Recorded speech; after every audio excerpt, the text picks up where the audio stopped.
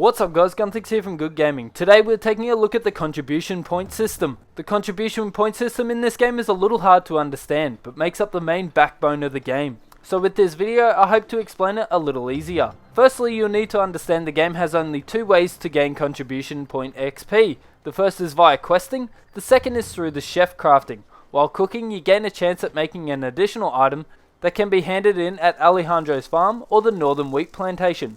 Once you have the required points you need to make either a node farm for your workers or make a trade route to enable you to trade with other towns or cities. So let's set up a basic line to enable us to gain a few gathering nodes around Kepler. So for this example, we will hire a worker and create a node system that will enable us to trade with Glish.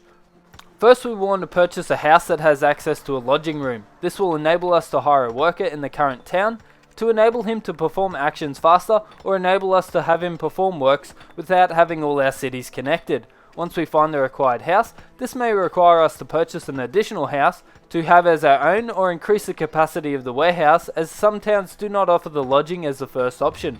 General rule, this will cost between 1 and 4 contribution points. Once we have our lodging beginning to upgrade, we can obtain our worker. So we want to locate the work supervisor. Once located, he will show us a pickaxe on the map and mini-map.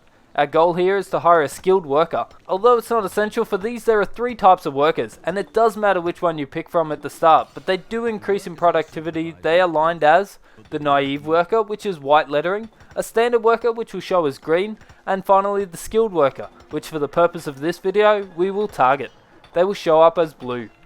Once we have our worker, we will need to locate the node we need to connect to. For this, the game forces us to make a journey to the node we wish to connect to, and any other connected lines. What I mean by this is the game runs on an invisible link of lines. These can be seen via the map, and while unconnected, show as white lines. A special node is to locate the node you wish to connect to, and if you do not have the nodes found to connect to this, you can see previous node via an option, which will place a series of markers on your map for you to head to discover the previous nodes required to form the link required. Once we have discovered the node we wish to connect to and the previous nodes discovered, we will need to invest our points into each node. Each node will cost between 1 and 4 points depending on the type of node it is. For this video, we connect to a system that will cost 2 contribution points.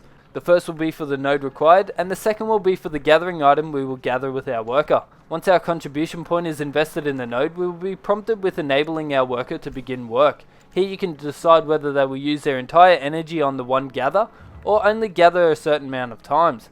For this, I'll set a single gather. While our worker is gathering, we will set up a trade route to enable us to trade with the neighbouring towns. We will trade with Glish. Setting up a trade route makes us again look at these invisible lines, only this time we'll need to ensure we connect them to the city or town we wish to trade with. If no current nodes are visible, simply travelling the routes to the other city will generally take us past one of the very node management workers we'll need to invest in. Once we locate one, we can use the in-game system to help us locate the previous node to enable us to set the route we need. Once this route is obtained, it will enable you to begin trading to the other towns or cities. Be sure to correctly identify you will obtain a profit, and if you are having trouble with this, my next video will show you just how to trade correctly. So as always, may your games be good. Red orbs are my mortal enemies.